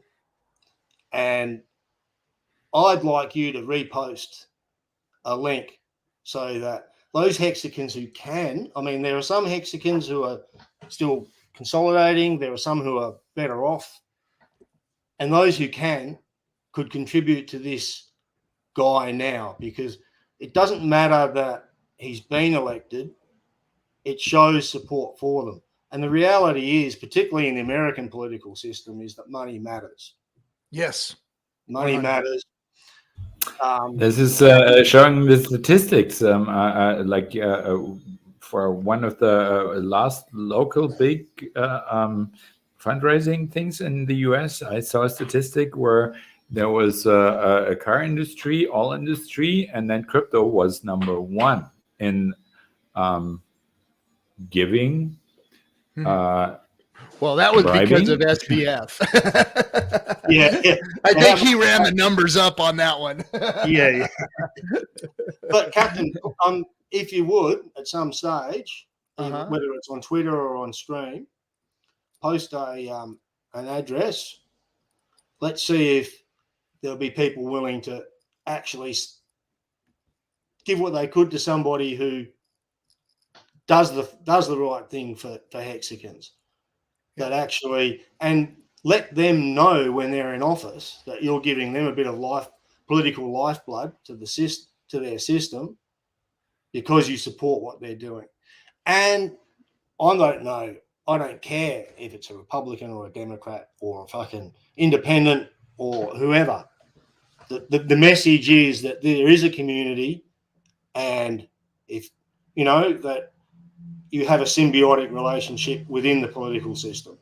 Mm-hmm. So, we're going to need people from all sides to rail for crypto, to advocate for crypto.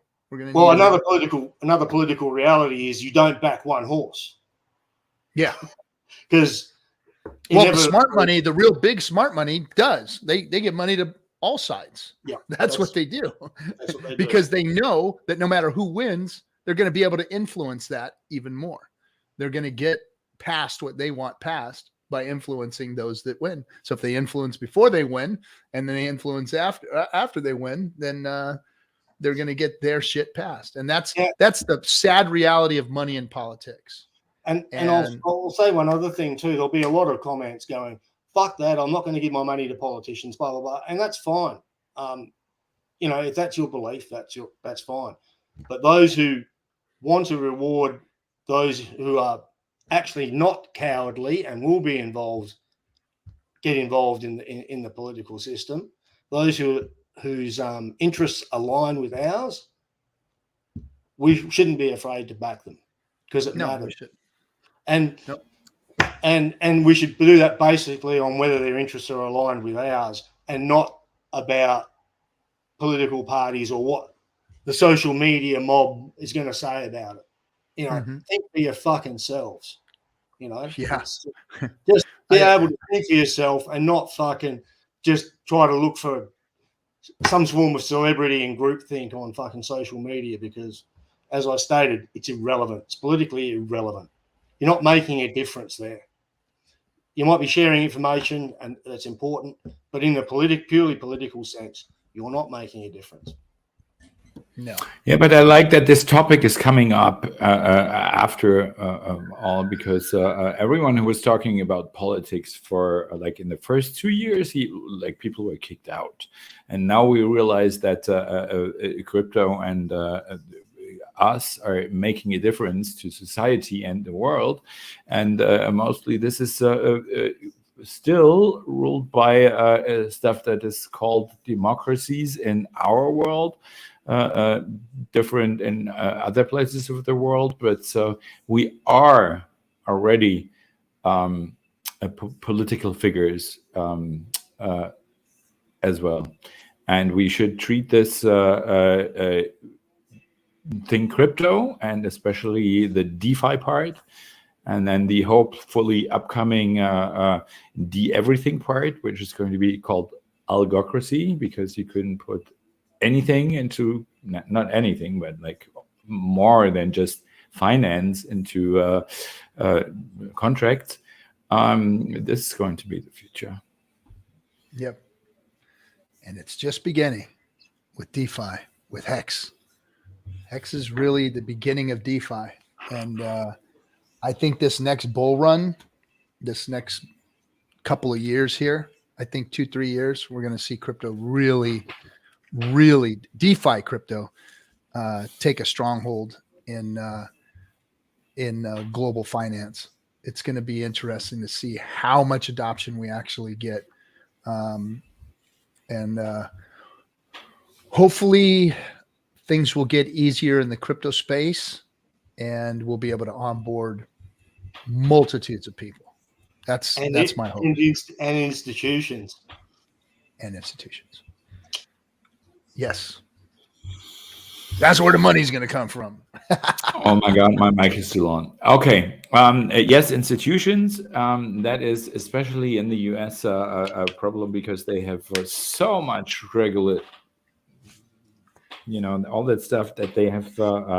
They cannot just invest into any crypto stuff. Like we have seen this with when many of us gave money to the Sense Foundation, and what they have to do is they have to like immediately liquidize it, and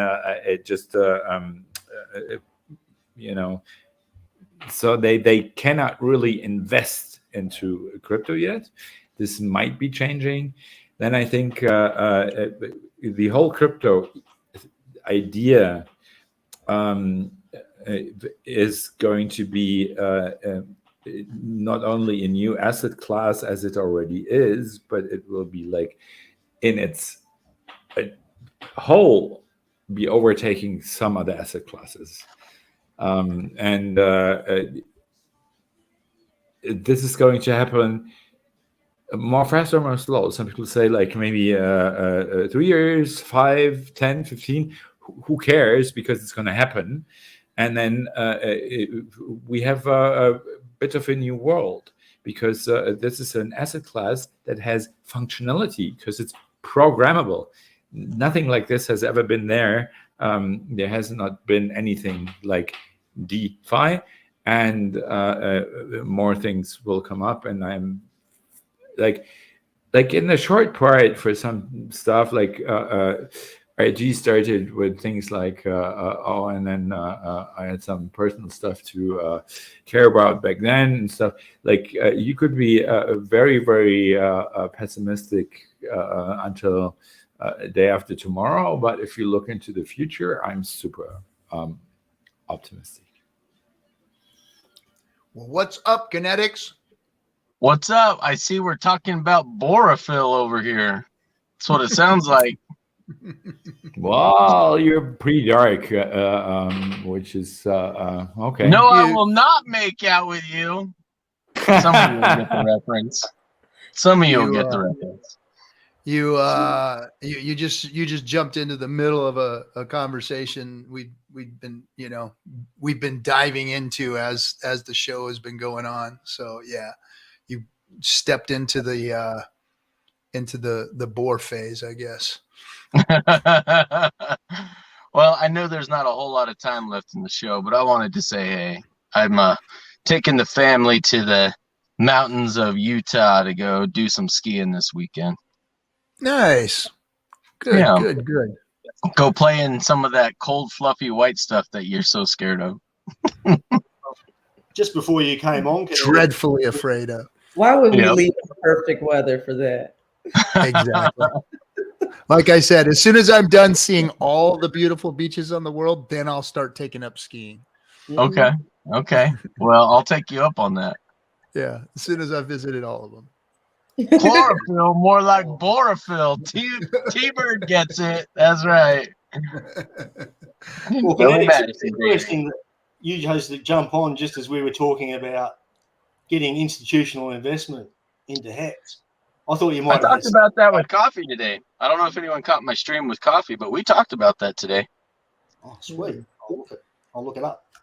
Yeah, it was a good talk. It was a very good conversation.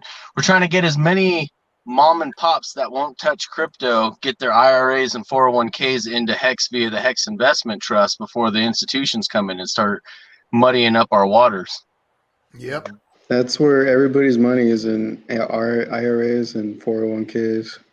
Yep. So we want to get them. We want to get the little guy in, as many little guys in as possible, before the big institutional players figure out that they don't have to overpay for real estate syndication deals by billions for a measly 3-4% return.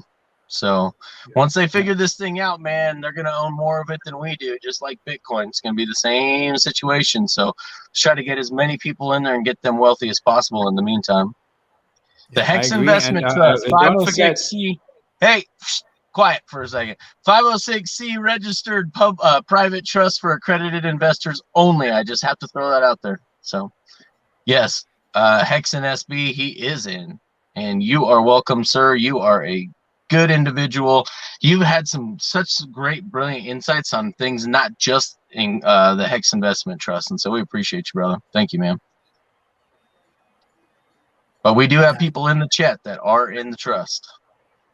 Yep. So Kinetics, you said mom and pop types, but then you also said accredited investors. So mom and pop types, are you giving them the tools in order to become accredited investors? Is that essentially what? Well, yeah, we actually started another company called Mountain Crypto Advisors to help people get that accreditation. So we do have other tools going that regard, going that route, that will help people get that accreditation from our team of accountants. But yeah, I mean, the nice thing is through Mountain Crypto Advisors, we have an accounting team that will verify you as an accredited investor based upon your wallet, based upon what your digital assets are worth, even in staked form at this point in time.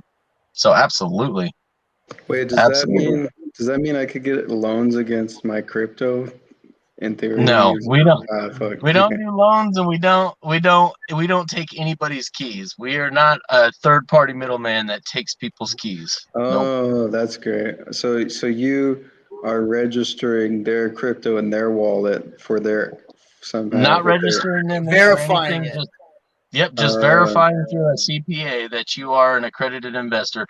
And to be an accredited investor, you got to have $1 million worth of assets outside of your primary home. But I mean, so if somebody were to give you, a couple $100,000, they're accredited investor, you're buying Hex with that, and you're giving them their own wallet. Okay. Gotcha. Not their own wallet. Nope. You get what's called units in a trust. So, and those units correlate to the number of Hex that your dollars bought. Yep. Gotcha. But yes, tradable on the market. Yeah, well, they will be when it's public. It's right now. It's not tradable, but it will be. It's a private holding at this point. Gotcha. Yep. Perfect. Okay. And what's the? Is it just trading for par value right now, or? Oh yeah, I mean it's I mean, let's be honest. What's the most liquid market for Hex? That's what the Hex Investment Trust is buying. It's Hex to fill up the trust and issue new units. Awesome. And locking them That's away. awesome. And Yeah, and locking It is just to price let positive. Kinetics know, this is what Captain RGT was talking about, that you were like working asses off, like with Wales and other people to just make this happen.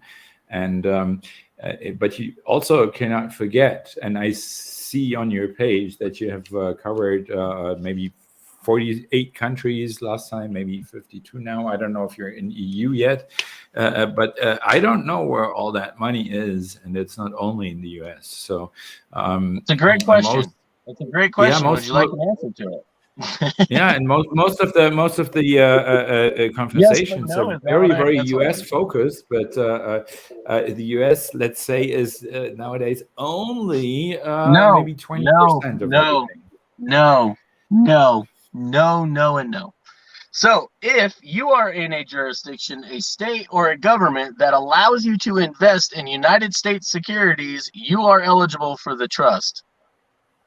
Yeah, the funny thing is, I can just open up a bank account and buy anything on basically like with filling out any form of yes, I am. I know what I'm doing, and then I can buy any security that is listed on any stock exchange in the world. Perfect. So you must be in a jurisdiction that is friendly with the United States that allows you to buy securities. Perfect. So then you qualify, sir, as long as we can verify your accreditation status. Yeah, well, if you have a ticker symbol somewhere, I can buy. Well, until we go public, there will not be a ticker symbol. So that's part of what going public is. So going public is getting the approval from the SEC to go from a private to a public trust and get an OTCQX listing with the ticker symbol on the NASDAQ. And NASDAQ is what we're actually aiming for. So. Yeah, and just say. Yeah, you go ahead.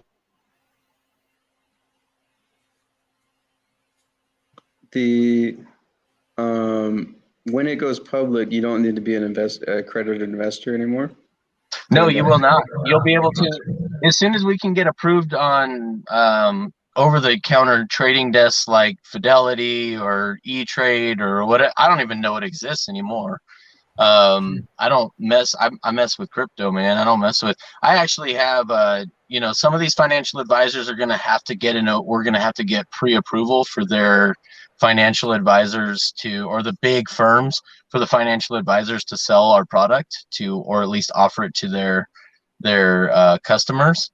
Like probably the most conservative and the hardest to get approval of any kind of trust at all, or any kind of fund or anything like that, would be like Edward Jones. But if we could get Edward Jones, and every one of their financial advisors will be able to offer this to their clients. Yeah, and Lazy Hexican, yes, through Rocket Dollar. So if you look at Hex and SB, he used Rocket Dollar. We have an agreement with Rocket Dollar. They are our primary sponsor for self-directed IRAs and 401ks, and there is a self-directed Roth IRA, and you can go through Rocket Dollar to be able, because we've been approved through their custodian to be one of the trusts out there that you can hold your assets in, and then they do all the accounting for you. We report to them, and you can hold all of it within a self-directed. Absolutely.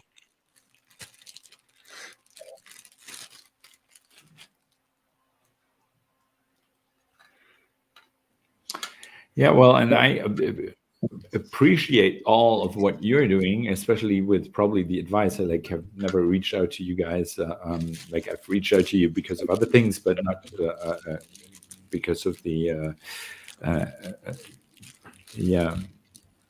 company that you're building. But this will also just get people into the market, and will then eventually into DeFi. But as long as they cannot go into DeFi, they have to go through other channels. And if you're building this is awesome.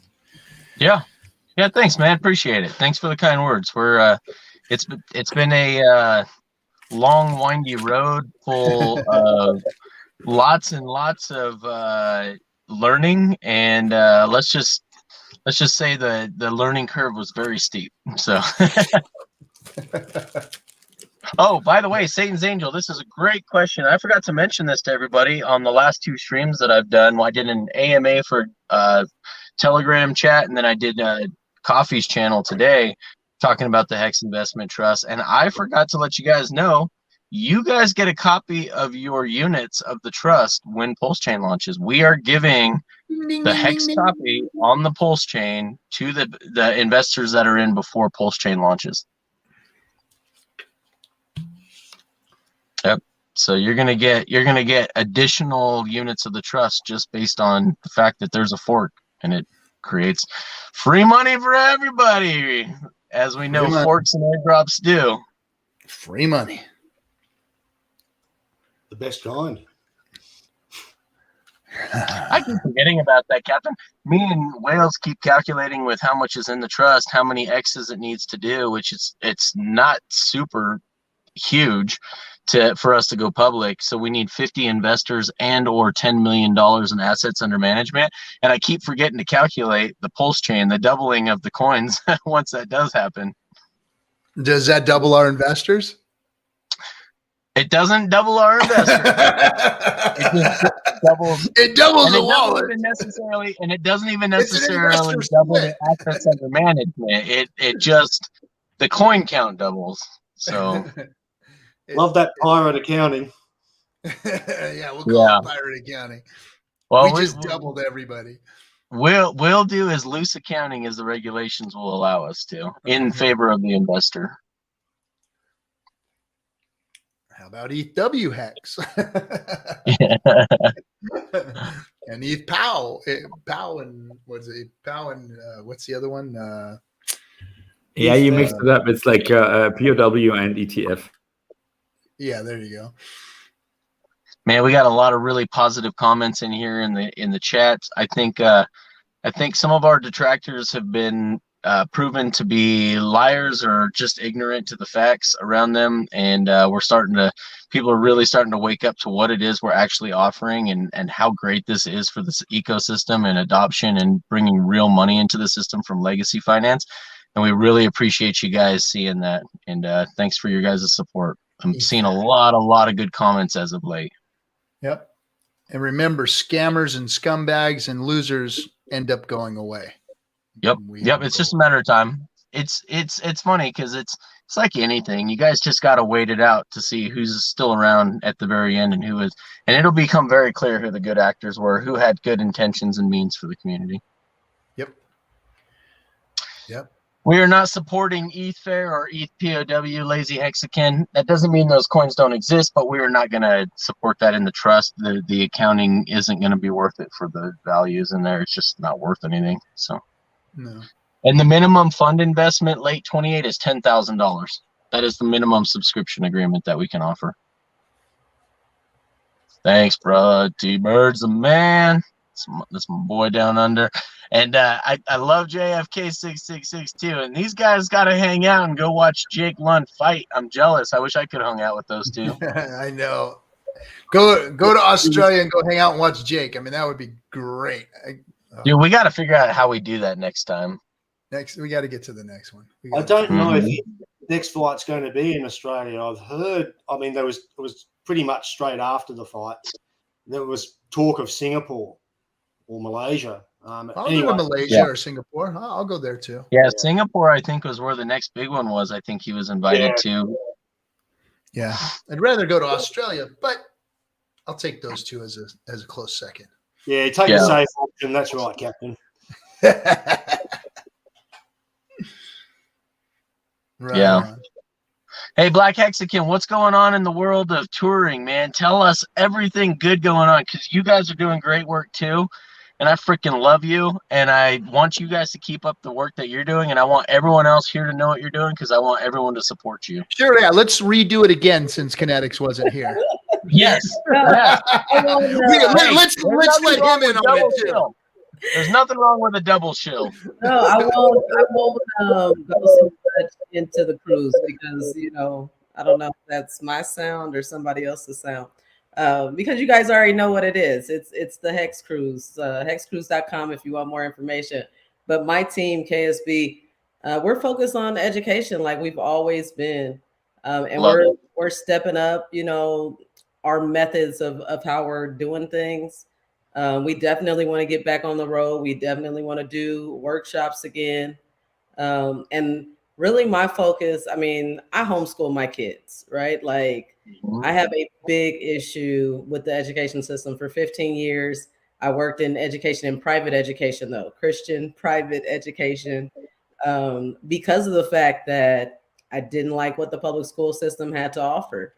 And now my kids are getting to an older age where I just can't do the junior high school system. I don't even want to get into all that. Yeah. But so because we teach our kids and because their education, their lesson plans have always kind of came from us. When we got so deep into crypto, it was important that we taught our kids crypto as well, right? Like I think everybody needs to teach their kids crypto. Like you never know what can happen to you. It's not like a will. It's not like the bank, right? You pass away and then the bank calls your kids and they're like, hey, we have this for you. If your kids don't know how to access your crypto, then it's just lost forever, Yep. So we started really focusing on what type of education, what kind of resources did we have to educate our kids. And we weren't finding a whole lot out there, especially not that's engaging for kids. So my husband started writing this fiction book. And as he was writing it, he was sending me like little segments of it so that I could read it to my daughter and kind of get her information of how she liked it or whatnot. And what I learned was that she didn't understand half of the words that we use in this space. Erect, FOMO, all of these, vernacular, these terms that we pick up easily, they have no clue. So have a glossary. Yep. So then we decided to create this book. That's a terms and definitions book, just to give a little starter set. And the idea behind it, if you know the school system, they're not going to let people just come in and teach kids, right? You need to be certified. You need to be vetted. But what they do that is kind of a little scary is they accept book donations like none other. Like especially hobby reading, right? There's their curriculum, but then there's their library. And to not have to spend extra budgeted money on library books, they accept donation of books. So when we get back there out there on the road, not only do we want to have these terms and definition books to be able to give to local elementary schools and junior high schools, but we want to have our fiction book series finished so that we can do that too. So everything that we do is about education, onboarding, and then understanding that the community grows by its love for the community. And that to me happens at meetups, right? I didn't find my real love for the community. I went to Las Vegas to the conference, to the first, right? And I saw that these were real people. Echo. At the tanks. That was probably one of my most memorable moments in this community. Just seeing how all these different people from different walks of life could just enjoy each other's company and just be excited about the fact that we were all investing in generational wealth. So that's my little spill. I love it. What I got going. Yeah, I can only agree. I have something to add on this because I was not homeschooled. I would have liked to be. 15 seconds. Okay, I make it in 10. There is a book that is explaining what money is for, like, let's say, 6 to 12-year-olds. I did a synopsis on this, and I get a bad degree. And we didn't even get to the book. That was not a book. 10 seconds are over. So educate people about what money is. And nowadays, there's also crypto. So educate kids about it, because otherwise, people don't know what they're doing. I just got to put this down here, guys, real quick before we end. I have to put this up. So those of you guys that we're interested. There's a lot of people or there's a few comments in there asking where to go. Hexinvestmenttrust.com for more info and to start verification. 506C registered private trust for accredited investors only. Thanks, guys. Appreciate you. Yep. Thanks for having me. Hex Cruise, there's still tickets available. We're all going in April, and you can go to obviously hexcruise.com and pick up your tickets there. We're gonna have a good old time and love it. Party, breakout sessions, casinos, dancing, you name it, pool parties, the whole shebang shaboom. Hexicans do it right. I'm telling you, if you haven't been to a Hexican party, you need to get to one. You need to get. And you need to bring your kids. This is the best opportunity to like really get your kids involved. We were looking at the list and we had like 4 6-year-olds, a couple of teenagers, like 4 kids between the ages of like 9 and 11. And, you know, we got 15 years together. So bring your kids. Royal Caribbean has a great offer where typically kids are free. So, you know, hit me up. So let me say something out there to the parents real quick too. So San Diego happened. My wife is very protective, like very, very protective of the kids. And we took our son to San Diego and we went to the pool party. And my little boy was hanging out with the Hexicans in the jacuzzi. Wife was completely comfortable with everybody. They were all out there partying and he was just having a good old time hanging out. He was a 6-year-old in a jacuzzi with a bunch of ladies and and Hexicans hanging out, and it was very cool, and they were all respectful, and it was a good time, man. So your kids are safe around Hexicans, just to let you know. I would never take my eyes completely off of them, but hey, it was a good experience, just to let everyone I like know. hearing that. That's good. Yeah, it was cool. It was cool. I have a question for UFO. I see a piano in the background, but what are you reading when you're on your piano? Looks like an ink blot or something. Thanks for asking. 10 seconds. He said 15. He said 15. Yeah. If like the stuff that's on there, I just put stuff on there sometimes when I don't know where to put the other stuff. So I have my desk cleanup, but there is some Arvo Pärt on there. There is a bit of Beethoven and some Chopin.